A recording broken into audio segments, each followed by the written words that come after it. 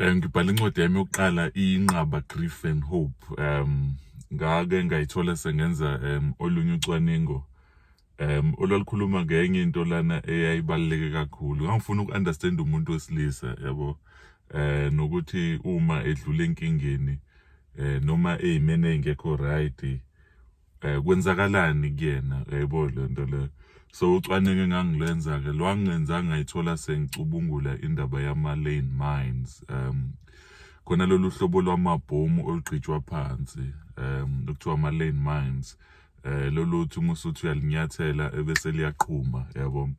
Into eyangenzanga ngayithola sengenza lolu cwaningo, ngathi nje ngisafela i-internet ngelinye ilanga ngathola ukuthi kulezi zimpi ezayikade zenzeka kumanye amazwe ala e-Afrika, ikakhulukazi o-Mozambique no-Angola, yabo le nto le.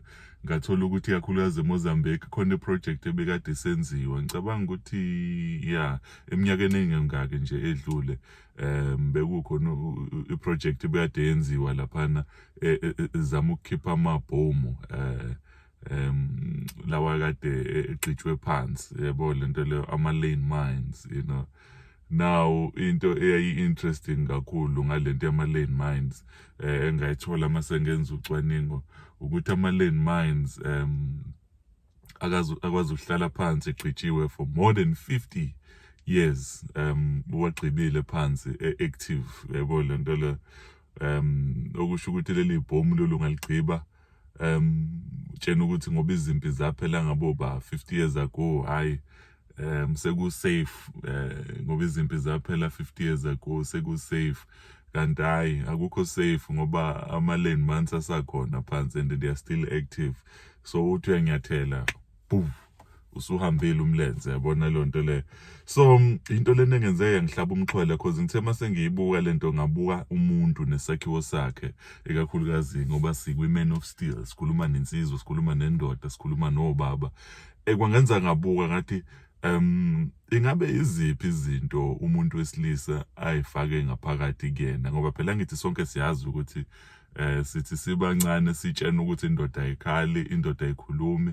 And lento ngicela ukuyichaza kwesinye isikhathi masiyichaza kuya kuba ngazi ukuthi it's our African thing, ukuthi that belief we hold so dearly because it's our very own. No, study history, study China, study Asia, study whatever nations you can study. Uya back uya realize ukuthi lento umuntu wesilisa noku-express ama-emotions akuyona into yase-Afrika kuphela, into yasemhlabeni nje jikelele. Ikona-ke ukuthi ngo-development nazo zonke izinto ezenzakalayo abanye babonakala sebe-better off compared to us, and thina we are still at a place la sisana lokho ukuthi sikubabaze ukuthi indoda ikwazi ukukhuluma ngama-emotions kanjani, yabo le nto le.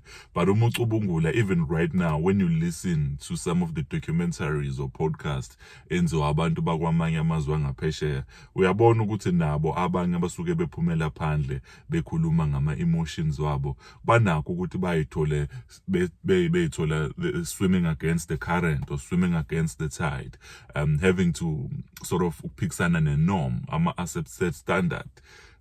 Okuyinto lena engithi angisho ivele cause umuntu olalele njengamanje osuke zama ukwenza into ethile kufanele kubaluleke ukuthi understand ukuthi uma ethola i-rejection noma i-opposition from people ukuthi hayibo, why umuntu wesilisa azabhale incwadi ngokuthi udlule esimene esingesihle, it has to be understood ukuthi we are changing something big here, something that has been running and not for decades but for centuries.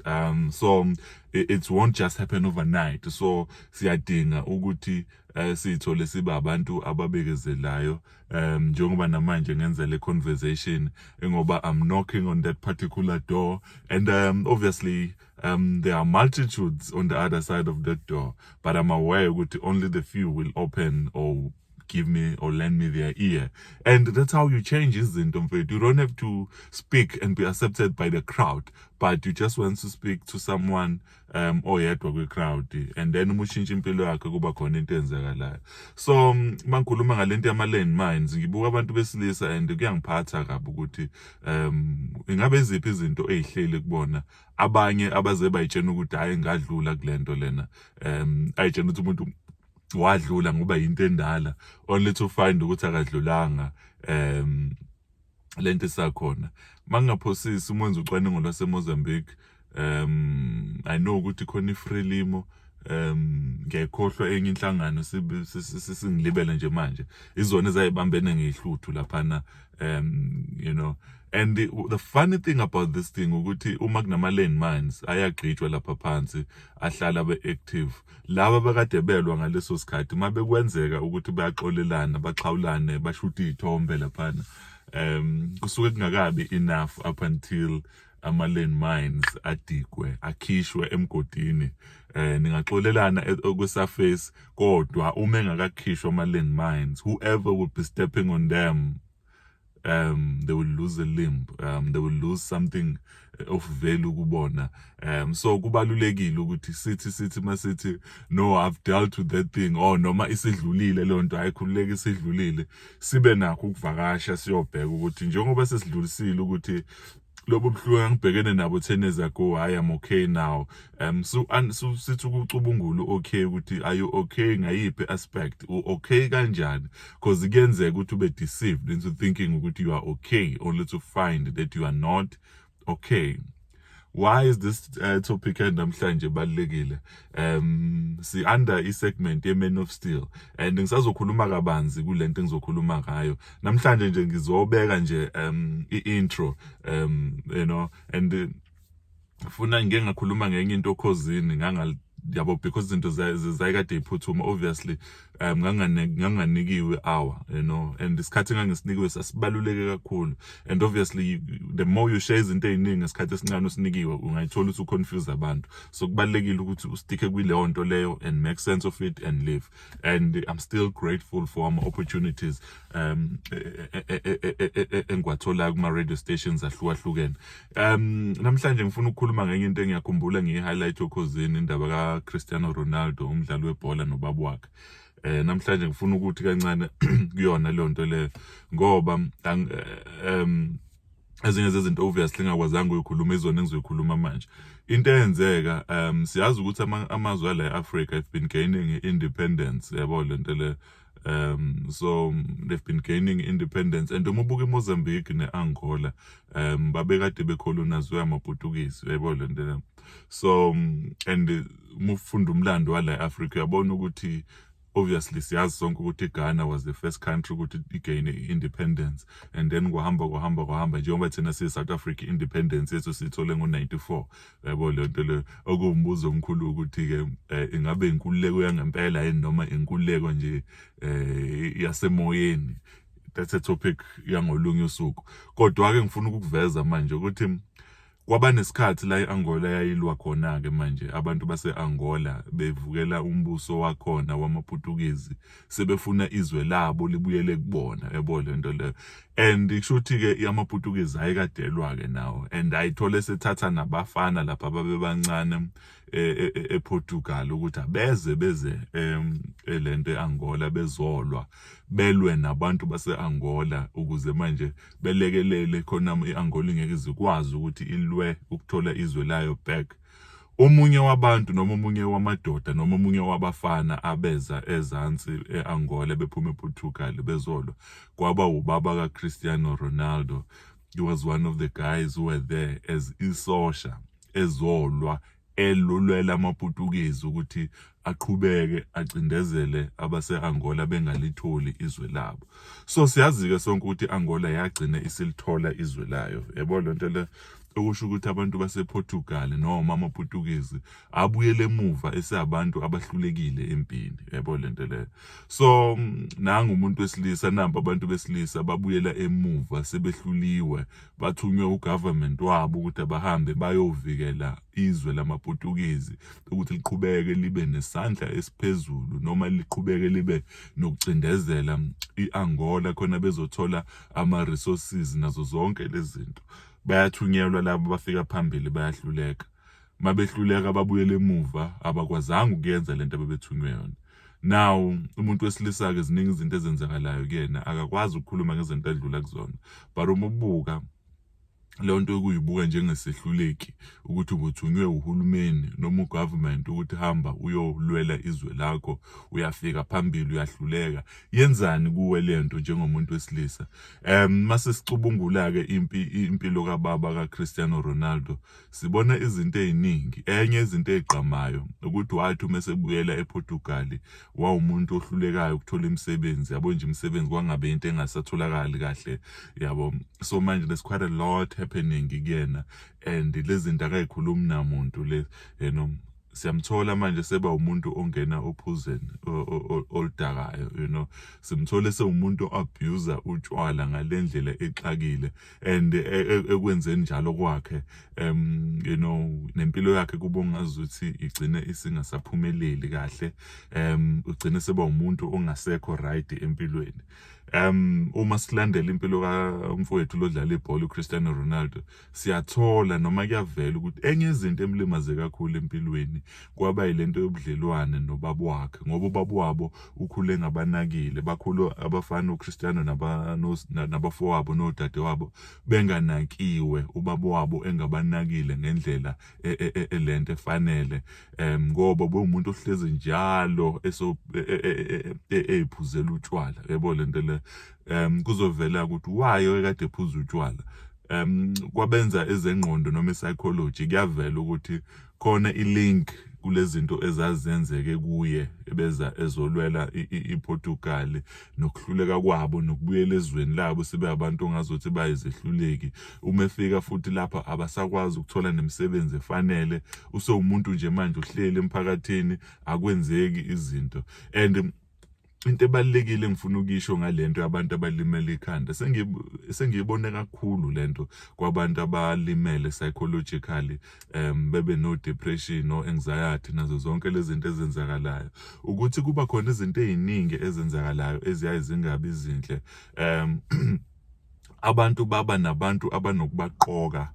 Angiyazi lento enzeka kanjani because angisiyo umuntu we-psychology, izinto engiyifunda in passing, ezinye I've observed them kwi-close range, la uthola ukuthi umuntu uzoba nezingane mhlambe ezithile inamba yazo, kodwa uthola ukuthi uma enokuthikamezeka mhlambe ngoba udepressed noma unjani, kulezi ngane uzoyikhetha, kube khona izingane azoyithanda, ayiphathe kahle, ayithande kakhulu, bese kuba khona ezinye kulezi ngane azoyiqoka, noma kube khona oyedwa azomqoka, ayi kube inkinga ngempela kuyena.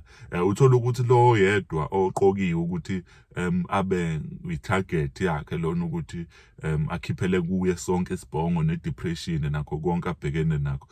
Uthola ukuthi uma ekuchazela ama-siblings ukuthi hey yazi ubaba akangithanda akangifuni, baxakeke ukuthi kanjani ngoba phela thina ubaba is the best, uthola ukuthi ukhiphela isibhongo kwabanye, ikakhulukazi kuba buhlungu uma ukuthi umuntu uyakwazi ukuyifihla lezo zinto lezo. Why ngiya lapho? Ingoba ubaba ka-CR7 enye izinto eyimlimaza yiyo-ke leyo ukuthi yena ingane zakhe zimatsheza ubengayinakile, but ubengenakho ukuyi-abuse ngokuthi mhlawumbe ayishaye enze zonke lezo zinto, kodwa ubeba nelento ye-abuse kunkosikazi wakhe, yabo lento le lento yo-gender based violence ibiqine kakhulu kunkosikazi wakhe, but ey'nganeni engayinakile. Kwabanye kuyashintsha, uthola ukuthi uzoba okay nonkosikazi noma upartner wakhe, but ey'nganeni akhiphe nje isibhongo ngale ndlela le. Sikhuluma ngama-landmines uma egqitshiwe enganakiwe, regardless ukuthi sekuphela isikhathi esingakanani, uma kungadiliwe nawo lawo ma-landmines ayakwazi ukuthi aqhume alimaze abantu. Bathi abantu abafundile, hurt people. Akuyona i-rhyme lena, yinto ngempela esho ukuthi abantu abalimele balimaza abanye. Abantu abalimele balimaza abanye. Into lena engifisa umuntu wesilisa understand kulama segments esikhuluma ngawo, ukuthi abantu abalimele balimaza abanye abantu. Uma uzophuma emsebenzini ubizwe njengesidididi kuthiwa useless, it's easy for you ukuthi uyithathe lento uzoyidlulisela emndenini wakho. Futhi ingane njalo uma ufika ziyagijimela zifuna ukuyokuhaga that particular day because uthukiwe emsebenzini wabizwa ngamagama, uyithola ungakwazi ukuthi ube ne-relationship emnandi nengane. Why? Because there's a link. Uma bekwehlisa isithunzi somewhere, awukwazi ukuthi ufike kwenye indawo uyicarry ngendlela ejwayelekile, but kuba naleyo nto leyo yokuzama ukuyilwa leyo nto leyo. Sikhule kuthiwa baba bethu bengakwazi ukurelate nabantu nengane zabo, and angisho ukuthi nginaso isisombululo kuleyo nto, but nginakho ukuyibuza ukuthi yini esasiyilindele ngobaba onomuzi osuka ashiya umndeni wakhe ahamba yosebenza endaweni la izobizwa khona ngoboy. Uma efika ekhaya lo muntu psychologically kukhona ukuthi afuna ukuyilwa leyo nto ukuthi akasiyi uboy, ubaba womuzi. Thina abanye sinenhlahla noma sayithola sifunda incwadi, How to Kill a Man's Pride, one of the best short stories I've ever read, especially in a South African context, To Kill a Man's Pride. Ikhuluma ngalezo zinto lapho kuthathwa khona obaba bemizi abahloniphekile, abanemizi nemfuyo nakho konke, abaphoqwa ngendlela ethile. Enye yezinto engisazoke ngiyikhulume lena ngoze nginayo research yayo.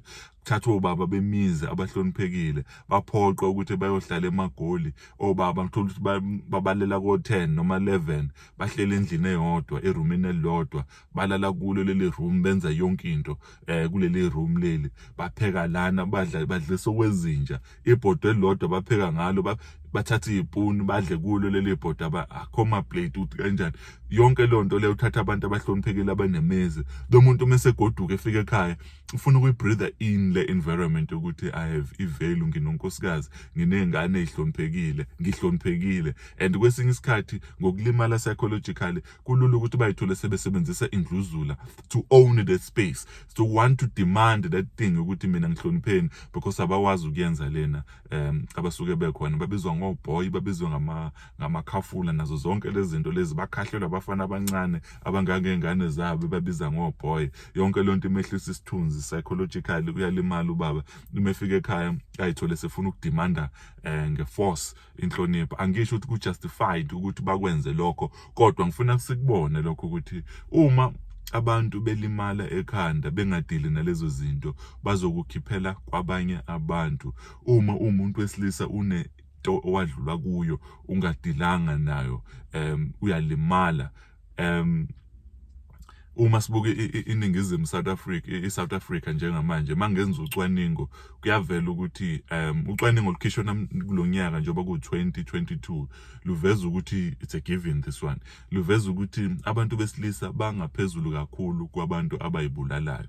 Ucwaningo engivuke nje ngathi ukulibheka namhlanje ekseni belibhaliwe kumanye ama-newspapers anjengo The Witness or South African or News 24, luveza ukuthi uma ubuka abantu besifazane nabantu besilisa, la kade ngifunda khona kukhulunywa ngokuthi uma sibuka inamba yabantu eripotiwe 13,700 something along those figures, like 13,000 something yabantu abayibulalayo, inamba 13,000 yabantu abayibulalayo, u-10,000 walabo bantu abantu besilisa, ebese ukuthi u-2,000 kuba abantu besifazane. Buka leyo ratio leyo, uma uthatha leyo ratio udlala ngayo, uyabona ukuthi it's about 70% of abantu abayibulalayo, roughly 70% of abantu abayibulalayo abantu besilisa, bese ukuthi u-30% noma u-20 something abantu besifazane. Why abantu besilisa beyibulala kangaka? Ingoba sikwazi ukukhuluma izinto mazenzeka kuthina siyayithatha siyifake ngaphakathi. Why ukhuluma nabantu besilisa? Ngoba abantu besilisa abadalelwanga ukuthi bakhulume. Kuthiwa uyindoda kanjani? Uma uyindoda, umbuzo omkhulu uthi uma uyindoda u-strong, ukwazi ukumelana ney'mpilo zakho, why ekugcineni uyithola usuwenza izinto ezibuhlungu njengokuthi uyibulale? Obviously siya understand ukuthi psychologically angisho ukuthi ngigxeka abantu abayibulalayo kanjani, but ngikhuluma nabantu abasaphila njengamanje ukuthi uma ungakwazi noma ungafisi ukukhuluma ngeenkinga zakho khona izinto ozozenza firstly uzolimaza abantu aba-close by you, uzoba nama-target kwifamily yakho, khona abantu ozoba abuser, kube khona abantu okuzoba ngathi uyabathanda, ekugcineni uzozilimaza wena uqobo, ugcina usuthatha nomphefumulo wakho because khona izinto ongadilanga nazo. Ama-landmines in our lives, we need to deal with them. It's about time umuntu wesilisa aphumele phandle akhulume ngezinto abhekene nazo, afuna ama-platform afanele azokhuluma ngazo. Right now yonke imithetho ekhona because of gender-based violence, we've interpreted gender-based violence as umuntu wesilisa ehlukumeza umuntu wesifazane. Obviously icwaningo oluningi liveza lokho ukuthi abantu besilisa abaningi bahlukumeza abantu besifazane, but abantu abaningi abayihluphi ngokufuna uku-understand ukuthi bangaki abantu besilisa abahlukumezekile behlukunyezwa abantu besifazane. Okunzima ngisho nokukhuluma ngalezi zinto, ngoba uma umuntu wesilisa uyokhuluma ngalezi zinto uyahlekwa ukuthi wow, indoda enjani ishawa unkosikazi, no. Kodwa uma uzophakamisa isandla ukuthi uyabuyisela, icala lizoba nawe, umuntu wesifazane ngeke abe secaleni. So ziningi izinto abantu besilisa abayigqiba ngaphakathi kubona. Ulahlekelwa umsebenzi, akasakwazi ukusebenza, amathuba wasekho vese, zonke lezi zinto ziyenzeka, ziyanqwabelana kuyena. And then because akukhulumeke nangalezi zinto lezi, thina abantu besilisa masihlangene, we prefer talking about ibhola, we prefer talking about music and all these other things except izinto ezibalulekile. Ngicela ukwenza lesi sibonelo sokugcina sengigoqa. Ngiyakhumbula ngelinye ilanga sasikade sisekwenye casino esondelene neMoses Mabhida. Ngihamba nomngani wami, uhamba nonkosikazi wakhe, nami ngihamba nonkosikazi wami. There was a moment, you know, as we were walking where there was a gap. Leya gap yayincane because I think it was 100 meters, you know, where sasiqhelelene nje kancane, siyaxoxa nomngani wami la, namakhosikazi ayaxoxa. Less than 100 meters le distance, you know. It didn't take even 3 minutes. We were just walking slowly, sibuye sime sixoxe, you know. Ngikutshela ukuthi ngithe when we were driving back, and then unkosikazi usengitshela ukuthi we need to pray for our friends, you know, there's something kanje now that we need to pray for. And I'm like, what? Nikhulume nini leyo nto? Like, no, sikhulume lapha ngathi sihamba. What? Women, short space of time, shorter distance, they managed to speak something of value.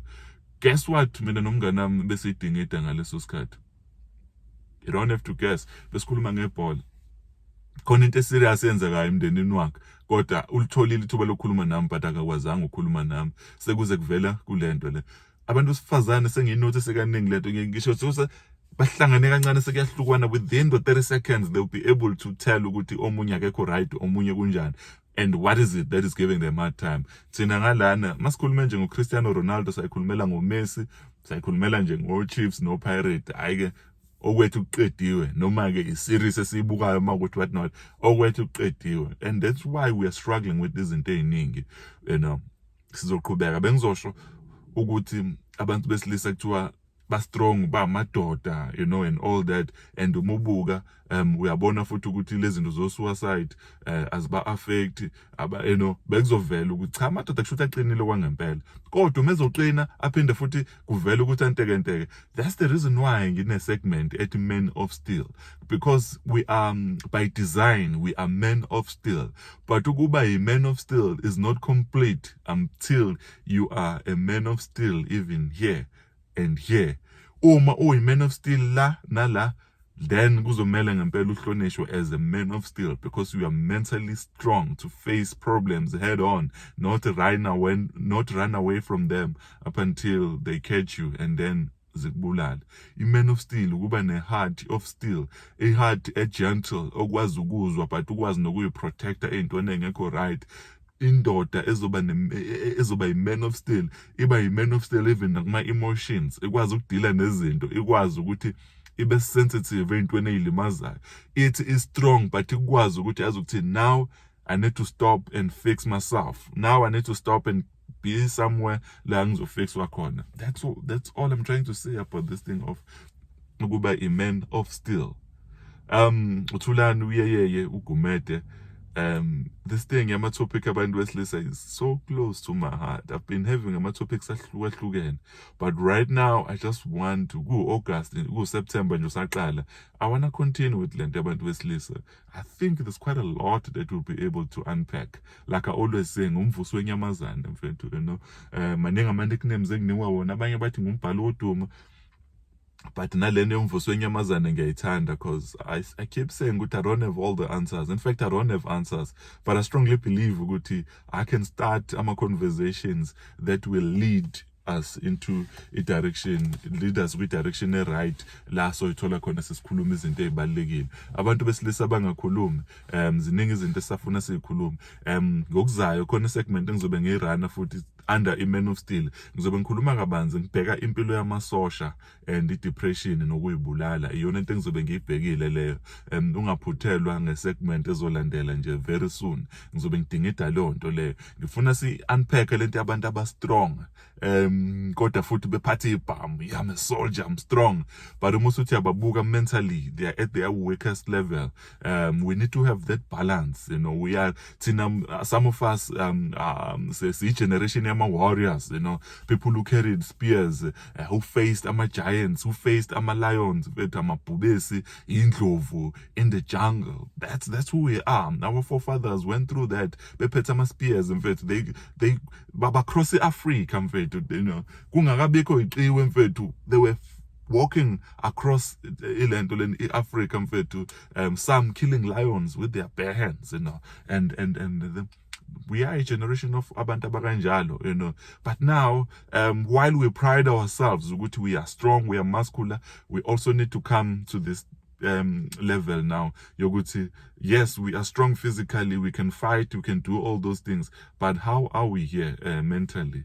Up until we find that balance, agagabe sesikhathini sokuthi siyibone siba abantu aba-strong. Uthulani uyeye gumede lona, ngicela ulike, usubscribe. Let us just grow this family. I'm not rushing anything, but I want us to have a strong family and a strong bond. La abantu besilisa bezothola i-platform yokuthi ngisho bengakhulumi openly kithina ngokubhala lapha, but bazokwazi ukuthi baqale manje babone ukuthi, hey, how am I doing? You know, what is it that I need to really sort in my life? Up until we get there, ziningi inkinga ezisazokwenzeka kuthina. Uthulani yeye ugumede. Thank you so much for watching, and up until next time, I'm excited about the next episode ezolandela kwi-Man of Steel. We are getting somewhere, bafethu. One person at a time. Please share this on your timeline. We share it on YouTube, we share it on Facebook, we share it ngisho kuma statuses. Share kuma groups wenu. Just copy the link and send it out. Let us grow, let us engage, let us discuss. Akusizi ukuthi siyibone sabantu abaqinile sibe sibuthakathaka. Sabantu besilisa sibuthakathaka. Ziningi izinto engisazokhuluma ezoveza lokho. God is love. Thank you so much for watching, and up until next time, I can't wait. I love spending time with you. And sabantu besilisa, let us be strong ngendlela efanele. Thank you.